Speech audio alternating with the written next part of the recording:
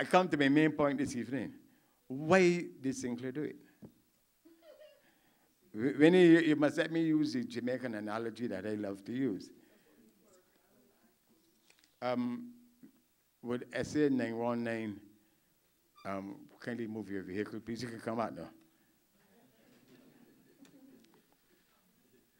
When you know, I love to tell the story about the Jamaican story about the gentleman who worked at an aluminium company, and every Friday he walked with a wheelbarrow full of sand, and every Friday they searched the sand, and at the end of the year, 52 wheelbarrows were missing.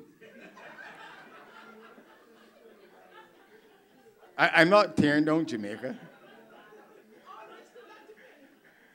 but a person clever enough can make you look for the wrong thing. And last week, Chris Sinclair wanted to divert the country from dealing with the right things. And therefore, couldn't engage about what the Labour Party said.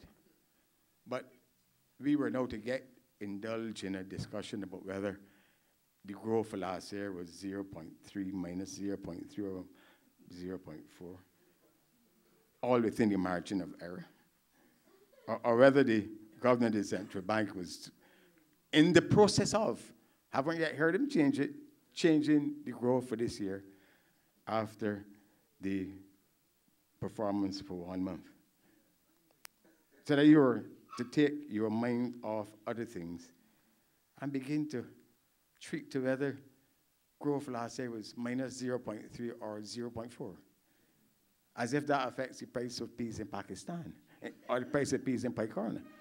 And that he was announcing things in advance for the governor of the central bank, so that in addition to his other skills, he has now become a mind reader. And you know, I don't like to trouble the governor of the central bank. I don't believe that it's to say things that may appear as if you're tearing down institutions, but I've gotten accustomed to this from Delisle World. In 1995, my first presentation of a financial statement and budgetary proposals to the Parliament, the central bank had given us a growth for the year of 2.5%, and we had to use that projection to do all our calculations. All our policies were based on it, and they begin some just before the budget presentation, I got a call from the central bank that they want to come over to talk to me, that they wanted to reduce from 2.5 to 0.3 or something like that.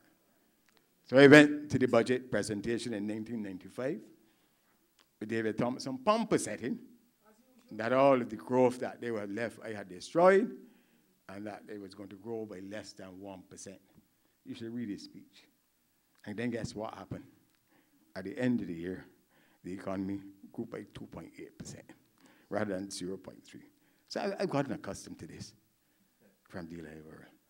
And I'm asking you not to let it distract you.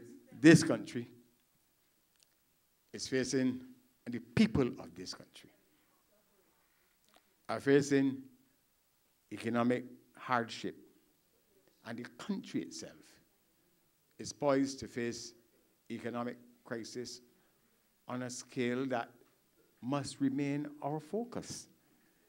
And there's nothing that should divert it from this.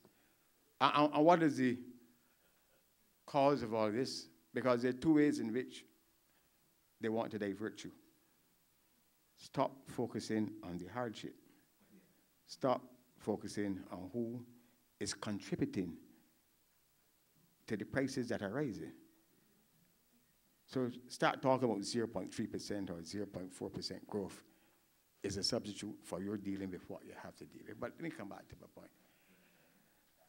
If ever there was a time that was wrong for the massive increase in taxes in Barbados, it is now. It is taking place at a time when prices abroad are about to surge again. They surged in 2006, 2007. We tried our best to stabilize them, but prices are on the up again.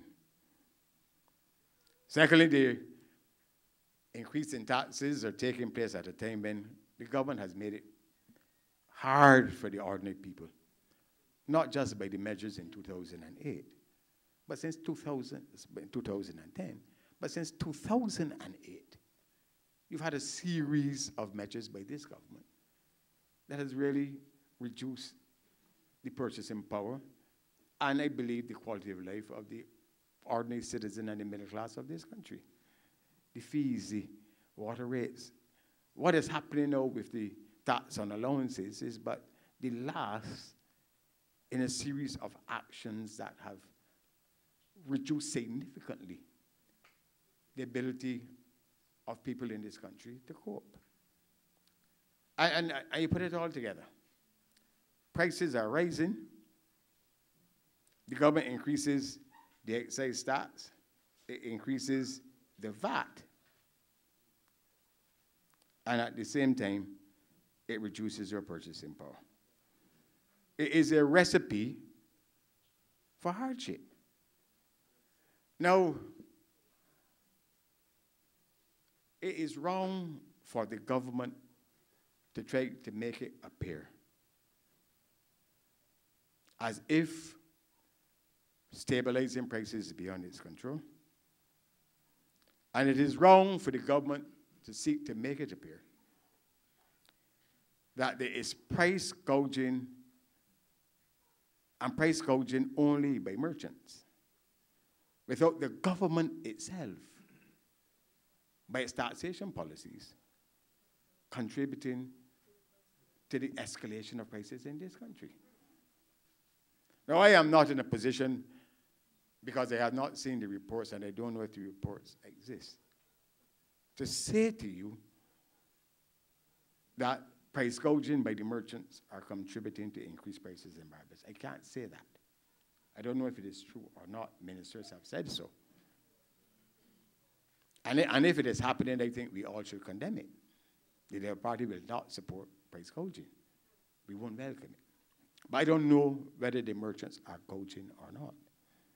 But what I do know for sure is that if the prices of goods coming from abroad are rising significantly, then the nature of the tax policies that this government has recently put in place will lead to tax gouging. And that is a fact. And leads to a situation where far more is passed on to you, the consuming public, than the basic increase in the cost of the goods that we import in from abroad. And it's not difficult for you to be able to work it out for yourself. When goods come in, they have a CF value, the cost, insurance, and freight. Then the import duty is put on top of that. That's a percentage of the value. So if the CF value goes up, the government tax rate from the import duties will go up immediately. Then on some goods, the excise is on top of that. And then the VAT is on top of that. And the VAT is a percentage of the value of the good. It is not a fixed amount. So that every time the price of a good go up, unless the government does something to intervene to stop it, the price to you goes up by more than the cost of the CF value. A part of that increase, unless the government stop it, is an increase in the VAT take by the government, because the VAT is a percentage of the value. 17% of 100 is 17.5. If the price goes up to $200, the VAT is still 17.5, but the take is $35. So with nothing more, if the basic cost goes up, the government tax take, if the government does not intervene to stop it.